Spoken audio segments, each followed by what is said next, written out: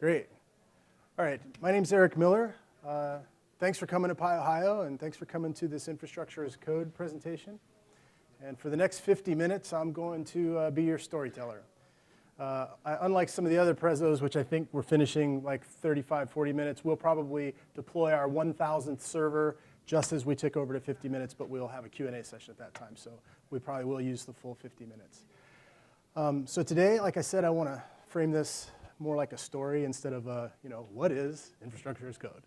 Let's tell a little story about a fictional Silicon Valley tech startup called Awesome Unicorn Tech. I made that up. So Awesome Unicorn Tech is doing something cool in the cloud. And today, we don't really care what is their cool thing, right? It could be the next Uber, it could be the next Airbnb, it could be a cool open source project that maybe you guys are collaborating on with friends or coworkers. We don't really care about the actual app. What we care about today is the infrastructure that hosts the app and how we can manage and deploy that in a more efficient way.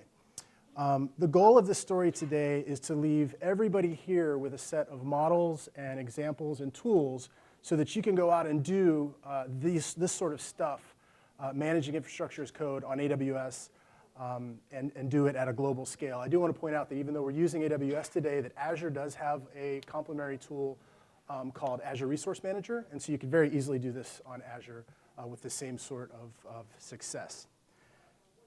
I also want to point out that this is a super hello world presentation, so there's a lot of things in the presentation that we shouldn't do in a production environment, and there's a lot of things that you should do in a production environment that we're not doing in the presentation today. So if you do happen to use this to model your own infrastructure and your own practices, make sure you sort of temper that with doing stuff right in the enterprise production environment. I'll try to point out some of those things as I skim over them, but won't spend too much time on them.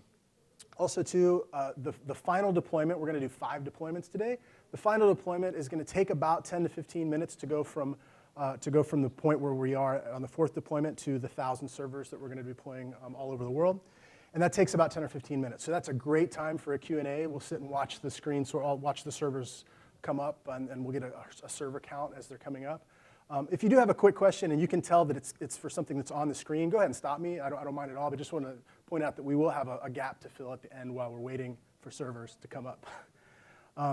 And I know that the title of the presentation was 1,000 servers in 10 data centers, but recently Amazon opened up an 11th data center in Mumbai, and so I spent the week retooling this preso so that we could pull that 11th data center in and get full coverage there.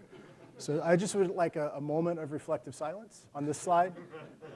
Do your own thing. I'm going to do mine. OK, we're good. All right. So like I said, this is a story of a tech team. And every tech team has a cloud pioneer. Raise your hand if you're a cloud pioneer on your tech team. Raise your hand if you're the person that went out and slid the card for Azure AWS and logged in via SSH or remote desktop and installed packages and some software and they say, hey, look, guys, we're in the cloud. Raise your hand if you did that, right? There's about 6 or 8 hands going up there, okay? Every team has that person, and every team needs that cloud pioneer. And this is typically what they look like after their first server, right? After we've had this victory lap of our first server, when we start doing that manually with 6 or 12 or 1,200 servers, then we start to get a little frustrated. I want to walk through a manual deployment very quickly. Raise your hand if you've never seen a manual deployment of an instance on AWS. OK, so quite a few folks. So I will very quickly walk through that just for contrast, just so you can see what we're trying to replace with infrastructure as code. We can sort of take a look at what that looks like. So here's the big blue button. It's the evil blue button, I call it, that gives us the ability to launch instances in the sky. And Azure has this same thing. And we have a lot of options. We have 7 screens of options we can choose from. Here we're going to choose our operating system. You guys want to vote? We should choose? OK, Ubuntu it is. So we can choose our instance size, which is going to determine our number of the type of CPU power we have, the amount of memory, the instance storage, the networking performance. We're going to stick with the free tier because, hey, we're a startup. We don't have any cash, right? We're in our garage doing this when we're not flipping burgers, right? So we're going to sort of just buzz through this. But I do want to point out all of the configuration options. Here's our networking. We're going to put it in a public subnet with an auto-assigned public IP. We can give it some random security role. I do want to sort of, with this deployment, I want to dip our toe in the infrastructure as code water. On AWS, they have a really great tool called user data, and you can pass a startup script. So those of you that have administered Linux environments, you know that typically what we'd do is we'd spin up an Ubuntu box, we'd SSH into it, we'd apt-get update, we'd install our packages, dependencies, software, whatever. And that looks a lot like this, doesn't it? Well, I can take this user data, and I can put that over here as user data in my instance launching, and that instance is going to run that script when it starts. I don't need to put any script on it. I don't need to tell it to do anything other than just that. And my instance will come up ready to rock with my software. Again, I'm going to choose magnetic because it's cheaper and it's a startup. I don't have any money. We'll call this app manual because it's a manual deployment. We'll configure a security group, and we're just going to accept the defaults. You know why? Because we're software developers, right? I'm an ops guy, in case you haven't noticed. We're going to go ahead and launch this instance. We'll choose our key pair, and then we will launch the instance. Now, I'm not actually going to launch this instance because I already have it launched for us. We could SSH into it or look at the web app that it's serving. But let's go back over here to the slides. So because this is PyOhio, I decided to deliver a Python app. What this is, and we'll take a closer look at it here in a minute, it's just a simple Python app that uses the Bottle framework. I know a lot of people are familiar with Flask. Bottle is a lot like Flask. It just gives us the ability to sort of webify our Python code.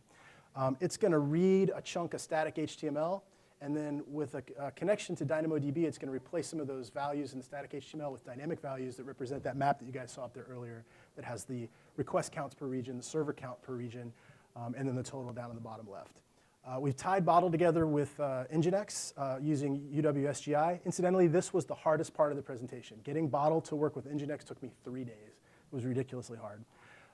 This is all documented in the Git repo for this presentation. All of the tools, all of the scripts, load testing, the Jenkins provisioning, everything is in the Git repo. So you can take all this and do this yourself if you want to. The reason I dropped Nginx in front of Bottle is because we're going to really beat the tar out of this thing with load testing here in a minute. And the little UWSGI web server that came with Bottle couldn't handle that. So let's take a look at the actual code. It's just 2 interesting files. And we're going to probably go through this a little faster than most of you might like. There's a static HTML file that has some interesting sort of strings in here that I replace in index.py. And basically what index.py does is first when it comes up, it pings a little special metadata URL to say, hey, it's service discovery. Where am I? Who am I? And that URL will tell it where it is in the world. And then based on that, it'll know where to put its beacon and how to update Dynamo. And then here's the interesting part for Bottle. This is where that magic happens. Basically, we just have a function up here that munges the data that's in Dynamo with the static HTML file that we have over here, and then returns that HTML to a user in the browser. And this is what it looks like sort of at a topography level. We've got our user out here accessing the server through a browser. We've got our instance out on a public subnet with a public IP and no security, a connection to DynamoDB, and then we have a static resource in S3, which is that image that's in the background that we'll see here in a second. So this is what it looks like globally. We just have that little tiny manually deployed server in the Virginia region and nothing else. So let's go ahead and do a little load test of this. We're not going to do a lot of serious load testing for this particular instance because it's just not very interesting, right? We're going to move on to bigger and better stuff. So what you're looking at here is that Python app in action through Nginx. It's taking that static HTML and replacing all those values. And the first value there is the number of requests that have been served out of that region. The second value is the number of servers that are currently live in that region. And I want to point out that I didn't think it was fair to count a server by hitting the AWS API and saying, how many servers do I have, and give me that number. I want to see a web server actually respond to a request. So you'll notice that as we do this, that these servers don't come online until they've actually responded to a request. That first request is when they update Dynamo with their count. And then we have a global total down here. So far since the presentation started, I've served 339 requests, and I've got 2 servers. Now, why do I have 2 servers? Well, because somebody made an HTTP request of my Singapore server that you guys aren't supposed to know about, right? Cooking show magic. So we'll just pretend that doesn't exist for right now. So that's what that looks like. But there's problems with this, right? And this happens with every single pioneering venture into the cloud. Like we mentioned, it's on a public subnet with a public IP, poorly defined security group, no redundancy. It's a single point of failure. we can't scale any way but vertically, right? And when we scale vertically, we're going to pay most of the time for capacity that we aren't using. We really want to scale horizontally, so when more traffic comes in, we'll scale out our services, and then when that traffic starts to die down, we can scale them back with more and fewer servers. We can't do that with this current architecture. So the team at Awesome Unicorn Tech get together and they say, hey, this is great. This has gotten us out of the garage, but people are starting to look at us, and we need to sort of mature our environment. So the team sort of gets together and says, how do we want to do this? What's the right way to do this in 2016?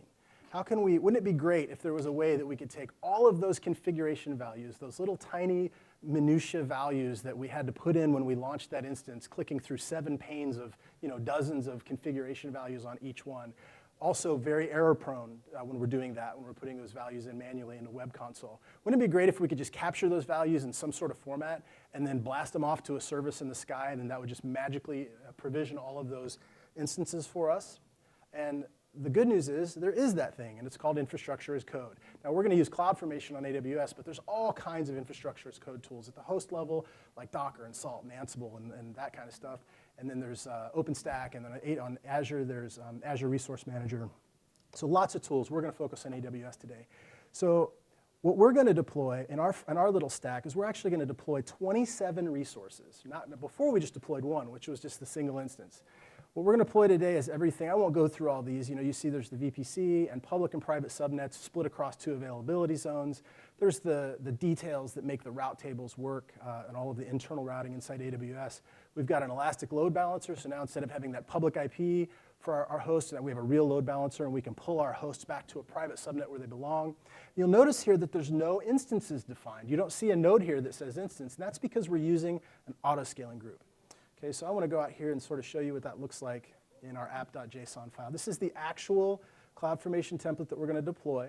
And again, we'll have plenty of time to go over this, and it's in the Git repo. We're not going to go through everything. We're going to spend most of our time talking about the autoscaling group. So the autoscaling group is just a meta representation of instances. We're choosing the same stuff. We've got instance size. We've got the key name that we're going to use. We've got the user data, the same user data that we gave before. I base 64'd this because this is JSON, and escaping scripts is a terrible, terrible process in JSON. So I just find it's easier to take your long scripts, base 64 them, and put them in here. But this represents the exact same script that we used earlier. It's this in base 64. So you get the idea. It does all of this work for us. It is that place where we can store those configuration values and shoot them off to the sky. So what does that look like? Well, let's go back over here to our AWS console. Go to CloudFormation. Click on Create Stack. We'll browse to our stack file. Oh, goodness. Where'd it go? And there we go. And we'll browse to it. And we will give it a name. We'll just call it app2 so we don't get any errors or conflicts. Some other values we can choose here that aren't really important for this presentation. We'll just blaze right through that. Acknowledge that it'll create IAM resources for us. And then we would click Create. And then we would see a screen in the console that says Creating. And of course, I've done this in advance so you guys don't have to wait for all that stuff. Right, so we'll cancel out of this. So that's the process for taking this template and deploying it to AWS. It would take about 15 minutes for that to deploy from scratch with nothing to the point that you could use it. So this is what we just deployed, and this is what it looks like. Now we've got some really cool stuff. We've got a load balancer. We've got 4 servers, 2 in each availability zone, so we can keep an availability zone hot if a server drops, and we can keep a whole stack hot if a whole AZ drops, right? We still have our connection to DynamoDB. We still have our static resources in S3, but we've really matured our infrastructure. Here's what it looks like at a global level. We basically just replaced our single manual server with this new stack. And now let's go out and, that's not funny. Let's go out and load test it. So here it is. Here's our manual one. And here is the DNS host name for the ELB that we just spun up in the US East 1 region. When we fire that up, we'll see that we get, there's 2 servers, 3 servers, 3 servers, 4 servers, 5 servers. Now, why do we have 5 servers? Well, remember, we spun up that manual server, and these are real servers that are really being counted. I didn't take that server down. So we're going to have 5 servers in the North Virginia region. When we deploy this out, we'll have just 4. And again, we're sort of getting, this has happened just today. I practiced this darn presentation 10 times this week, and this didn't happen. But some people, I guess, want to do penetration tests in Mumbai or something, because I'm getting these random servers coming up. But that's no big deal. We're going to deal with that. No problem. So load test went great. We solved the problems of security. We solved the reliability problems. We have a super redundant, mature environment here now. We can scale out. We can attach metrics to our autoscaling group for CPU and traffic so that those 4 servers can become 40 when traffic spikes and then goes back down. And we do nothing for that to make that automation happen except just wire together the metrics. And we've given our team the ability to sort of control costs as well. But we've got some new problems, right? As our app is getting more attention and the startup is starting to grow and we're starting to see more people wanting to use this cool thing that we've built, we're noticing that we don't have any regional redundancy, and that's a really important thing. If you read any article about outages in AWS, the people who were affected by it were the ones that put everything in one region. The people who weren't affected were the ones that took advantage of the fact that you can actually deploy the same stack in 2 regions and then load balance between those regions, and it would take 2 well-placed meteorites to bring your app down. Well, the thing that we're going to build today is going to take 11 well-placed meteorites to bring their app down because we're going to load balance behind 1 single endpoint and 11 data centers. So the other thing is we have some alpha channel users on the West Coast that are saying, hey man, I used it on the East Coast when I was there, it was great, but when I go out to the West Coast, the latency is really bad. So can you maybe figure out some way to make that not happen? So we set our engineering team to work on that. And just like they did last time, they sort of sat back and thought about it, and they said, how can we make our process better? Let's not just copy what we've done, let's get better. So one of the things that they want to do is they want to deploy and manage their infrastructure just like software developers, right? We're going to work in an IDE like this one here. We're going to commit our changes to a source control tool like Git. We're going to use some of those the features of Git to trigger builds in a CD tool like Jenkins. And then Jenkins can use like a Python script, which I'll show you here in a second, to deploy that code out to AWS, CloudFormation, and EC2. So really all we have to do is commit and then go grab a cup of coffee. Commit and push, and then we're done. So what does that look like? Well, one of the things that we need to have is we need to have an ability to manage, sort of toggle, like what regions we want apps to go to, right? Before we were just working with one region. So I have this little deploy.json file, which is just a metadata file that says, hey, here's a single JSON node for every region in AWS. And for each of those nodes, we have a friendly name property, an enabled Boolean, and the stack or stacks that we want to deploy. And you can see here that I have US East 1 and US West 1 set to true, right? So in order to make this do what I want it to do, I would just need to come up here. Let me make a little false commit so you can see what that looks like. I would just need to change the values that I want. I already have them true because I want to copy and paste my US 1 or my US East infrastructure into US West. So I'm just going to change this value to true. I'm going to make an awesome commit message. I didn't save it. Sorry. I'll come back over to Git. And we'll commit that, and then we will push it.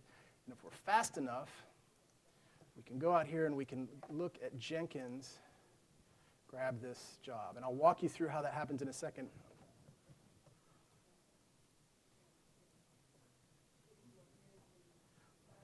There it is. Job 116 is pending, right?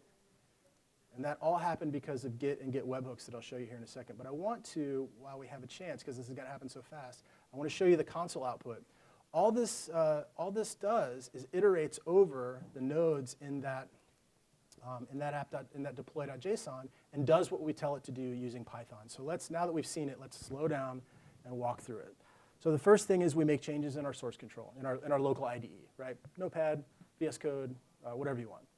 Then we make a commit, a local commit, and then when we're ready to see this thing deploy into our dev environment, we push that to Git. Now the Git repo on GitHub for this project, if we go to settings and webhooks and services, you'll see that I can configure oh, well, you saw it there. Hold on.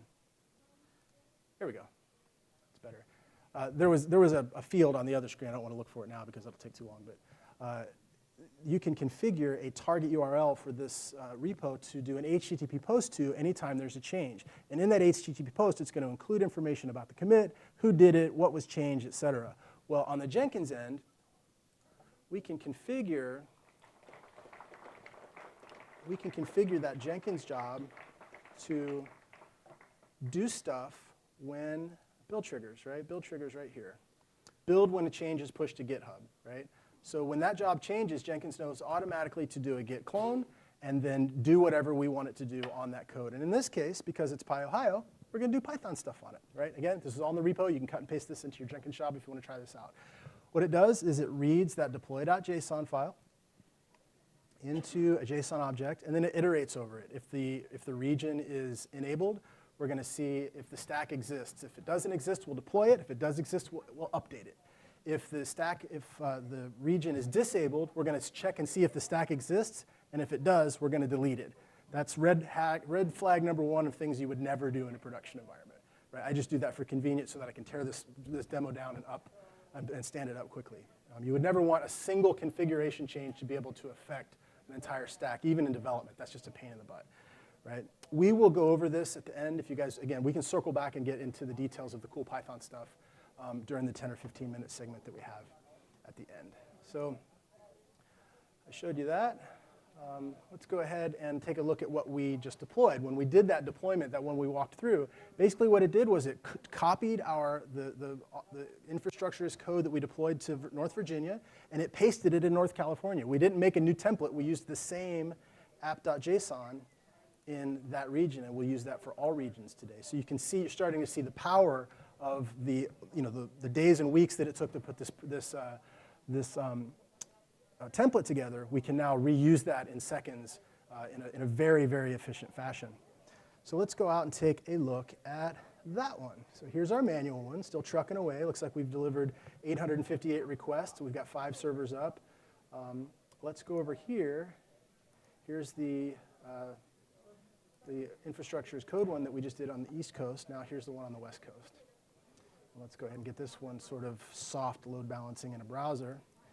And you can see that that's going to come up to, what do we expect to see this one to? 4, right? Because we don't have a manual deployment over there. So this should stop at 4.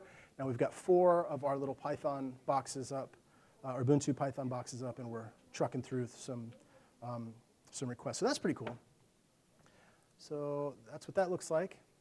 And we just load tested it, and it didn't go like this. Better than that. So we solved those problems. We have regional redundancy now. The people on the West Coast, we can use DNS geolocation to get their request to that one, to that endpoint, and we've solved the latency problem. But you know what? We've always planned on this thing being the next Uber or the next Airbnb. And so this whole like geo DNS is not really for us. We want something that's a global infrastructure behind one endpoint. So let's just go ahead and get that ready. Our app isn't ready, our business isn't ready, and our customers aren't ready yet, but we want to stay in front of that, right? We don't want to respond to that in a reactionary way. We want to just expect it and be ready for it in our infrastructure. So let's go ahead and do that. It's super easy to do that. That sounds like a big job. How many of you have been working in IT for more than 10 years? Raise your hand if you've been working in IT for more than 10 years. Keep your hand up if you're an operations person, like rack and stack servers, that kind of stuff. If I told you 10 years ago, you sir, back there with your hand up last, if I said to you 10 years ago, I want you to deploy 4 servers and 11 data centers all over the world, give me a budget and a timeline for that. Long time, a lot of money. Yeah, long time, a lot of money. Is it measured in weeks or months? And tens of thousands, right? Right. We're going to do it right here by changing some falses to true, right? So we'll go in here, we'll change all these to true. We'll update them all. We'll save that file. We will commit and push. And now we can go out here. If we want to, we could sort of watch the Jenkins job do its thing. We've seen that once, so we won't spend too much time on it. But there it goes, build queue. It's ready to rock. It's going to iterate through that deploy.json, and then it's going to deploy all of those stacks in those individual data centers. So that's what we're going to have when we're done with this deployment. We've gone from North Virginia and North California to all 11 global data centers by changing those 9 values and doing a commit and push. Raise your hand if you understand DNS round robin. Okay, we'll go over it real fast. So typical load balancing works like this. we're going to send a request, we'll call it a web request, to a single endpoint. And then that endpoint on the back end will marshal those requests to, say, web servers. And then the web servers will satisfy the requests, and we'll use NAT, and the load balancer knows how to get those requests back out to the individual browser or load testing tool or whatever that requested it. DNS round robin is a little different. What DNS round robin does is it's going to respond to a DNS request with a different value. So we have, say, 3 DNS values on our DNS server, A, B, and C. Before I even make my request, when I make my DNS request to find out where I'm making the request of, I'll get value A. When I make that request again, I'll get value B, which will send me to another endpoint. So it sort of gives us an ability at the DNS level to route traffic between multiple locations, and that's what we're going to use here today. So that what we ultimately will end up with is, regardless of whether we're using a browser or a load testing tool, we'll make a request of a single endpoint, and then we'll get our responses from all of the endpoints that are behind it. In this case, are all of the data centers in AWS's infrastructure. So let's go ahead. I've made this little, if you guys want to bring this up on your devices, you can too. It's PyOhio 2016.trycatchfinally.fail. And let's see if that works. Yep. Hey, look, we got a request from Sydney. So notice we're not at Sydney's ELB anymore. We're at this Apex DNS round robin entry point, and our response came from Sydney. Now, DNS is pretty spongy, and I'm guessing that in a browser, it's going to stay. Our request will stay at Sydney. It'll bounce every 15 seconds, every 30 seconds, but we don't want to sit and watch that. So let me real fast go through here and just grab a couple countries, and we can see our requests coming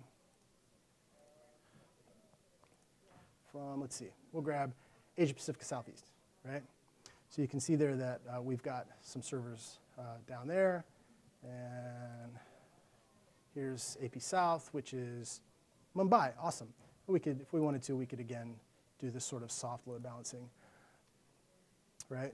But that's not really what we want to see. What we want to see is sort of these numbers flying up the charts, right, with some real load balancing. So out of respect to my friends who work in the security department at Ohio State University, I put some instances outside our environment that we could load test from. And I have these little load testing scripts. Again, all this stuff in the Git repo.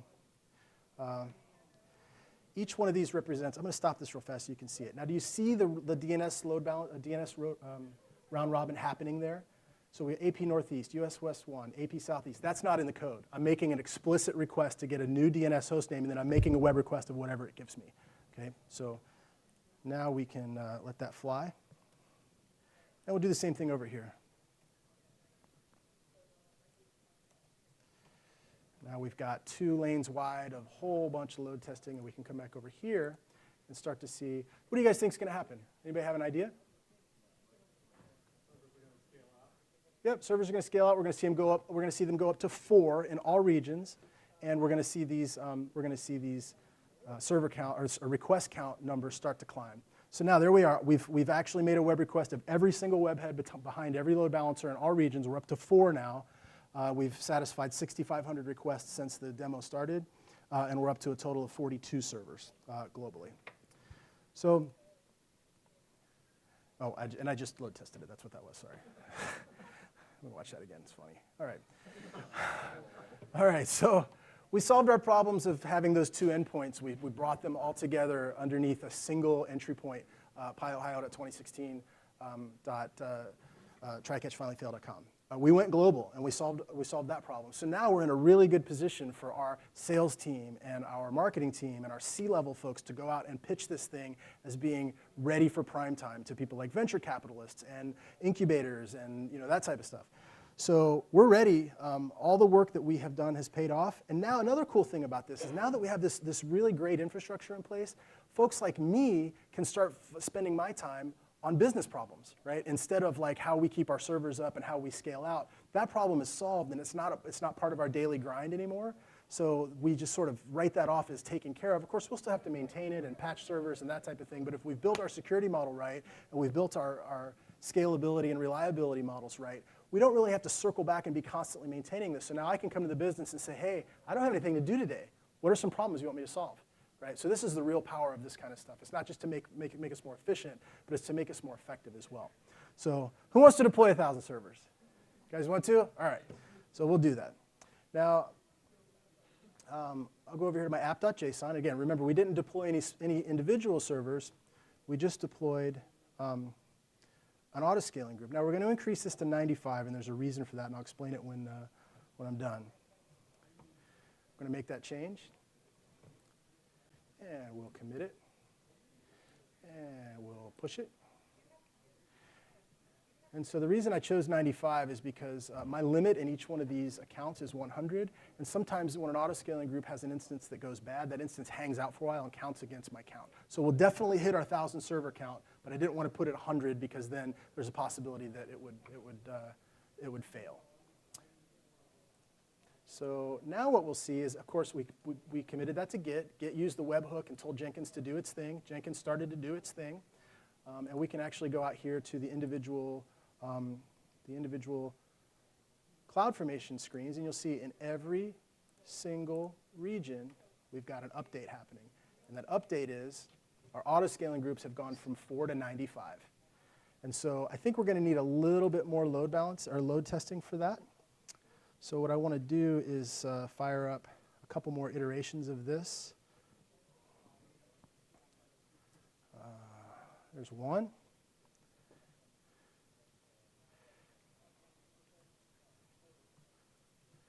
There's two. And we'll go just do our third one here like this. So there's 3 on that one. And then we'll come over to this one and stop it, do another. There's 1.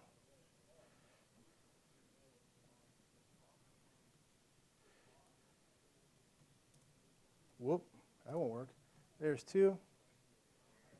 And there's 3. So now we have 6 lanes wide of wire speed load testing being, you can tell that those are the DNS round robin requests being routed all through AWS's infrastructure. Here's our load testing. And this is what it looks like at a single stack level, right? We've got, that's actually 100 servers. We've just deployed 95. And here's what it looks like at a global level. And what's really cool about this is that we are, whether we're using load testing tool or you bring up that endpoint on a browser on your phone, that you're actually accessing it through this single endpoint here, and your traffic is being routed out to one of those 11 data centers. So let's go back over here and validate that. Now you start to see these numbers come up. We've got 52 servers, and it takes, those servers came up from they didn't exist 30 seconds ago, so the first 2 minutes is a little boring. You'll start to see these numbers climb. So this takes about 10 minutes for the servers to scale up to the full 1,000 plus with 6 lanes. If any of you guys have a laptop and you want to continue to help test load balance this, you certainly can. Let's see if we moved. Yep, now we're in Oregon. So when we go through the entry point here, this in a browser has flipped us over to Oregon. And like I said before, whoops, hey, that's not supposed to happen. Whoop, that didn't happen. Can we edit that out? So yeah, that's just the moment that Nginx comes up. If you look here, I tried to fix that problem. I didn't do a very good job. If you look here in the user data, I install Nginx, and then I stop it the moment that it's installed, because it installs in a started state. And so it used to do that for 10 or 15 seconds while it was doing the other stuff. So I split that out and move it up there, but still there's like a half a second that Nginx wants to respond to web requests. That's because it's just awesome. So we'll sit and watch this. We're at 184 servers now, and that's going to start to increase very quickly because, like I said, we've got 6 lanes wide. Every time there's a new request, it'll bring up that new server. We're at 101,000 web requests made all day. And we'll continue to just let our Apex one refresh there in the event. Oh, we've moved to Frankfurt, so it jumps around. And we've got a few minutes open for questions, about 10 or 15 minutes. Is there anything that you guys want me to circle back? Yes, sir. How much does it cost to run this demo? So it costs about $20 for me to run the demo. I will say that I had to jump through some hoops with AWS. I had to show them the presentation. Your typical, when you spin up an account, you have service limits for all of the services. Well, the service limits for AWS EC2 is 20 instances. So I had to show them this, a mock version of this presentation to put them in my account in sort of a God mode to do this. The cost is about $20. That's for the load balancers, the data, the servers, the whole thing, about $20. Yes, sir.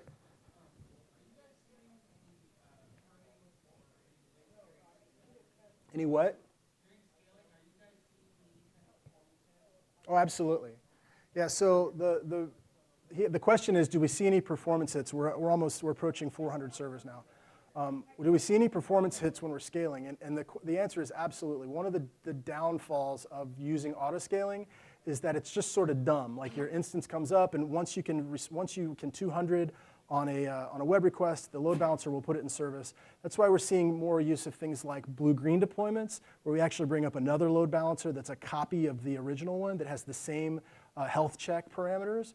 And then we'll bring up our entire B environment, the one we're switching to. We'll get it warmed up. We'll get the apps loaded. We'll get them time to settle down. Maybe even scale them twice to what we know we're going to need. And then once they're all really ready for business, then we'll cut over at the DNS level, right? And then bring down the old servers, and then we can scale down instead of scaling up. Does that answer your question? We're approaching, what's that? What's that?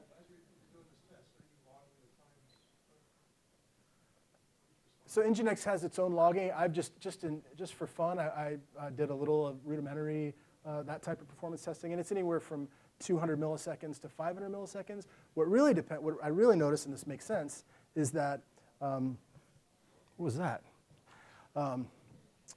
Is that if my load testing instances are all in here, we'll go over here. It won't do it over here. My load testing instances are all in Virginia.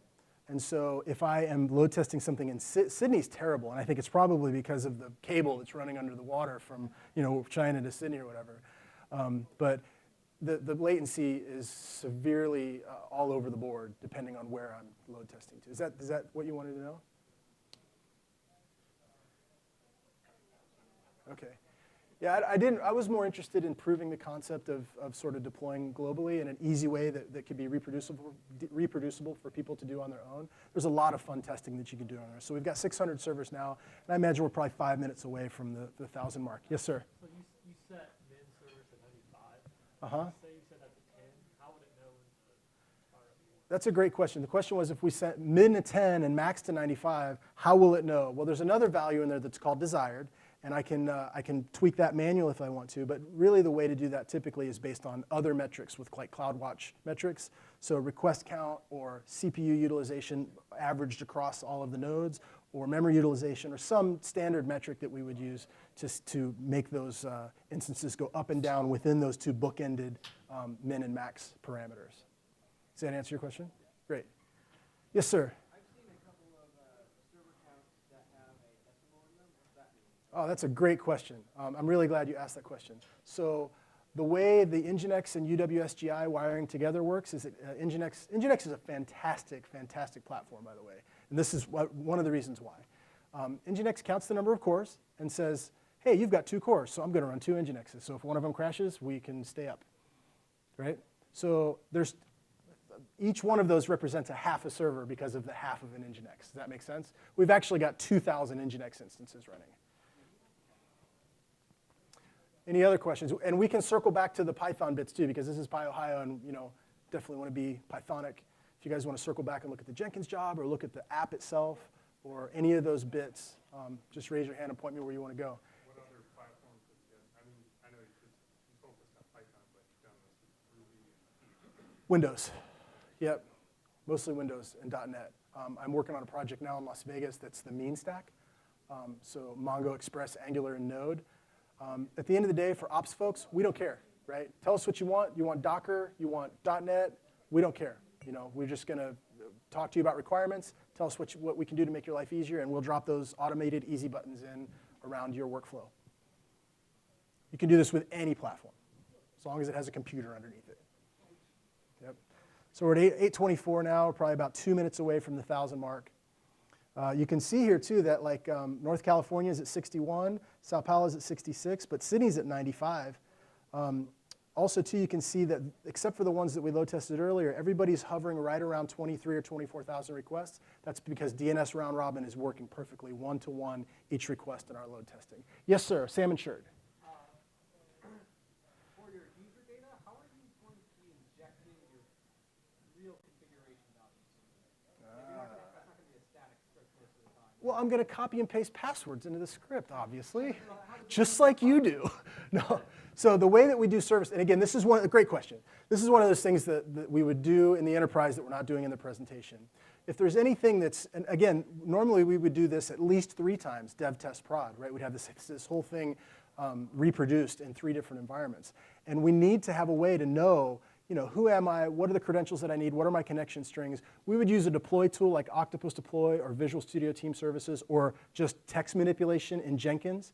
And we have encrypted keys on the Jenkins box or on the VSTS box or whatever that would replace those values as environment variables. So you would build that script on the Jenkins box, the user data script on the Jenkins box, the values that you push onto there? I would keep the user data script traveling with the code in Git, but I would replace values in it with mask. You would write it as a template. Correct. Yep. Yes, sir.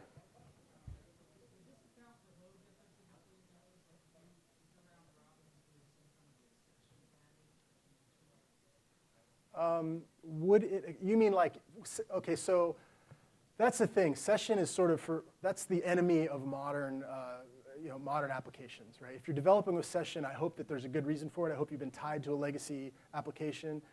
If you are, that's great. We're not going to work around it. We're coming up on 1,000 servers in just a moment here. We're not going to work around that session issue if you're on a legacy.NET platform and you've got 400 customers and they're all, you know what I mean? It's just not going to happen. But if you guys are developing applications, microservices today, stay away from session because it makes my life difficult to deliver your application in a performant and scalable fashion. Yes, sir. So what is currently limiting the rate instantiation? Web requests. Yep. Yes, and there's a little metric that I didn't share with you that I should have. There's also that load balancer. That load balancer is doing its own sort of round robining between the instances, and the form of balancing that I'm using is least outstanding requests. And so that way, if a box comes up and it's never served a request, it's going to get that. So it works perfectly for our purposes here. So that's why you see, oh, there's 1,000 servers. We did it. And since we put 95 in and we've got 11 data centers, we'll get substantially more than 1,000, right? I saw another hand go up. All right, any more questions? Yes, sir. How much of your app do you bundle into the AMI versus install after the AMI? Wow, what a great question. That's actually more of a so this is as much art as it is science, and that's more of an art question. Like it really depends on you and your shop. Me personally, I don't like to bake anything into the AMI. I'm sorry, I like to bake everything into the AMI because I like my instances to come up quickly and not have to do all this apt-get update and all these things that can break.